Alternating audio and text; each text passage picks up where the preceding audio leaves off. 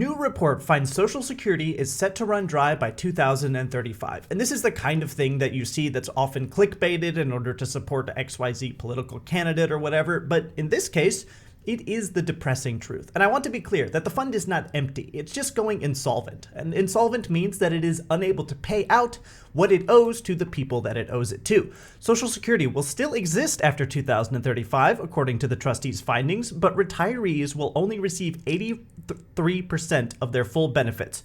Preventing that shortfall requires congressional action and would likely involve trimming benefits or increasing the Social Security payroll tax. So currently, the average Social Security payout is around $1,800. And so after this date in 2035, if we don't do anything, then people would only be getting about $1,500. It would go from $1,800 a month to $1,500 a month because that's a 17% reduction. Now, it might not sound like that $300 is a lot, but it really is, especially when you consider the fact that the average rent is $1,700 right now. So Social Security basically covers your average rent now, but if it does get reduced, then it is no longer covering your rent, and that could lead people to go homeless. Now, this is actually not all bad news. The 2035 date is actually an improvement. Previously, they thought that it would go insolvent in 2034. So last year said 2034, and this year it was bumped back by another year. Specifically, here's the Social Security Administration's press release. Strong economy, low unemployment, and higher job and wage growth extended Social Security trust funds to 2035. The Social Security Board of Trustees today released its annual report on the financial status of the health of the Social Security trust funds. The combined asset reserves of the Old Age and Survivors Insurance and Disability Insurance, the OASI and the DI trust funds are projected to have enough dedicated revenue to pay all scheduled benefits and associated administrative costs until 2035, 1 year later than projected last year, with 83% of the benefits payable at that time. This year's report is a measure of good news for the millions of Americans who depend on Social Security, including the roughly 50% of seniors for whom Social Security is the difference between poverty and living in dignity. Any potential benefit reduction event has been pushed off from 2034 to 2035.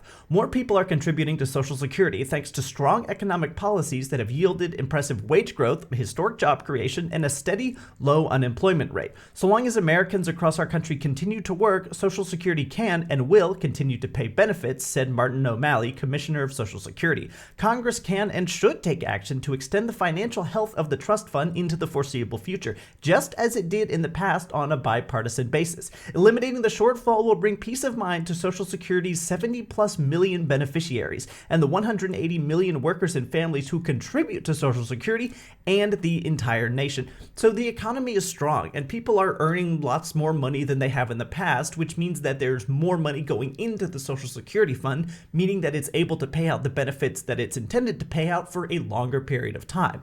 But that doesn't mean it's not a problem. Just because the news is good doesn't mean that there's still not a concern and a problem that we have to address here in the next few years. 11 years, sure, is a long time, but when you think about the pace at which things in the US government and US economy change, 11 years is actually not that long to fix what could become a pretty significant issue. Now, Social Security works by basically young people who are working pay into the fund at a 6.2% tax, and then that fund pays out to old people who have retired. So the best solution would be to just keep having kids that enter the workforce, pay into the fund, and then everyone's happy.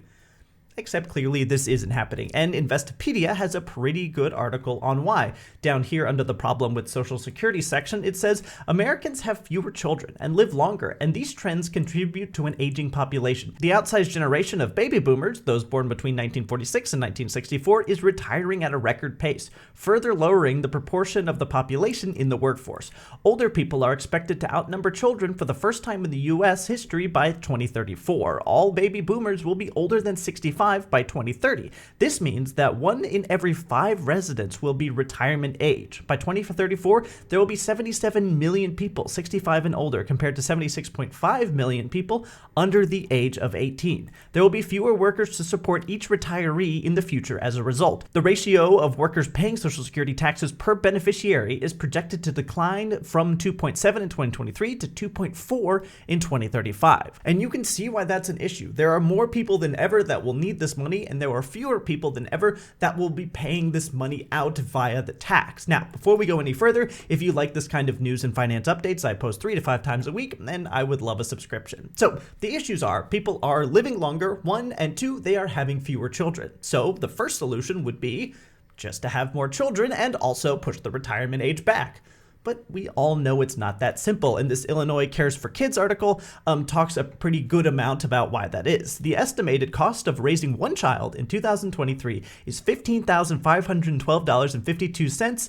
Between that and $17,459.43 per year. The number is based on a report called Expenditures on Children by Family 2015. They found that middle-class families with a married couple and 2 kids spent about $12,000 to $13,000, almost $14,000 each year for each child. With an inflation rate of 25.6% from 2015 to 2023, this means that the average cost of raising a child in the United States in 2023 is about $15,000 to almost $18,000 per year. It's also estimated that for a child born in 2015, it will cost $233,000 to raise them to the age of 17. And that's just an insane amount of money. Now, obviously, these numbers will vary wildly based on your location, income, the access to government programs, and so on and so forth. But still, it's a huge amount of money, and it's so wildly unaffordable that basically 1 in 3 people believe that they will not be able to have kids due to the prohibitively high cost. According to the survey, 31% of Americans under the age of 60 who aren't parents say they don't plan to have kids because the overall cost of raising a child is too high. When it comes to those who already have children, around 1 in 5 parents of kids under 18 say that they don't plan to have more kids for the same reason. If you take home 70% of your gross pay after taxes and deductions, that's 14% of your net income conservatively going to childcare costs. With these high costs, it's no wonder that 1 in 5 parents of children under the age of 18 say that the cost of childcare is their biggest financial stressor. So having more kids that grow up and enter the workforce to keep contributing to the fund isn't viable because children are essentially unaffordable for a large part of the American population. So the other solution is to just push the retirement age back. Except that probably won't happen because there's essentially no support either from the general population or from either political party. Yahoo talks about that survey. Nearly 80% of Americans don't want the retirement age raised. That sentiment is reflected in a Quinnipiac University national poll of adults that found that 78% of respondents are opposed to proposals that would raise the full age of retirement for Social Security benefits from 67 years old to 70 years old. Opposition remained firm even when respondents were asked whether they would support raising the full retirement age if it meant that benefits would last longer, with 30% in favor and 62% against the move. So the two big issues with Social Security, say hi to the dog in the background, is that people are unable to have more kids and unwilling to push back retirement. So then what other solutions are there? And I want to talk about things like taxing the rich and military benefits and the money that goes into wars, and I'll talk about that later at the end of the video. But basically the only other simple solution that I can think of is raising the amount of money that is taxed from people's paycheck. Currently, you pay 6.2% into the Social Security fund up to a maximum of $168,000. Anything you make over $168,000, you don't pay any taxes on. And so you could imagine that it would be very easy to just bump that up, double it to $350,000 something, or remove it entirely, and then the people who make more than that are paying more in taxes. I have no idea if a proposal like that would even pass or how long it would work for. I don't have any of the numbers on that. But if it did pass, it would buy some extra time to work on other solutions like improving the cost of living so that people on average feel like children are more affordable to have. Now, I want to address some what I call non-solutions. I saw a Reddit thread talking about this, and people were focused on 3 other solutions to this problem. The first was taking money sent to Ukraine or Israel or to fund other wars and putting it into Social Security. The second was defunding the military entirely, and the third was taxing the rich and then using the money that they got from taxing the rich to fund Social Security. And none of those are viable when you think about the fact that the Social Security payout each year is about $1.5 trillion. Ukraine and Israel is only a few $100 billion that has been sent over there. And most of that isn't even in cash. Most of it is in assets. So like you send missiles that are $10 million a piece. You send 100 of those, that's $1 billion or $100 million, whatever.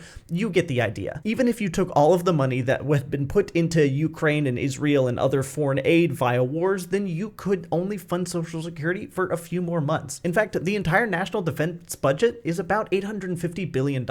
You could fund Social Security for less than a year off of that. And as for taxing the rich, that also wouldn't work either because of how complicated and how much money goes into Social Security. If you were to take every single cent from every billionaire in the United States, which is about $5.2 trillion in total, you would fund Social Security for maybe 3-4 years at the absolute most. If you did all three of those, so you take all of the money back that you had given to Ukraine and Israel, you entirely defund the national defense budget and put all of that into Social Security, and then you take every single asset owned by any billionaire, sell it, and put all of that money into Social Security, you would fund Social Security for maybe 5 or 6 more years. You're looking at 2039 to 2041 maybe as a new insolvency date. It doesn't really fix anything. Defunding organizations or military branches or other government entities is not going to work, and taxing people more is also not going to work. There's simply too much money needed in order to continue to fund this. What needs to happen is the economy needs to be reshaped in some way such that a couple can live on a single income and reasonably be able to afford a home, a car, and a family. And unless that happens, I can't imagine a world in which Social Security continues to operate well. Because if you think about when it was set up, at that time, you could have the husband working one job, buy a house, and be able to provide for his family. I don't know if we're ever going to reach a point where we can return to that, so we've got to come up with some other solutions. And unfortunately, I don't really know what those are. Thanks for watching.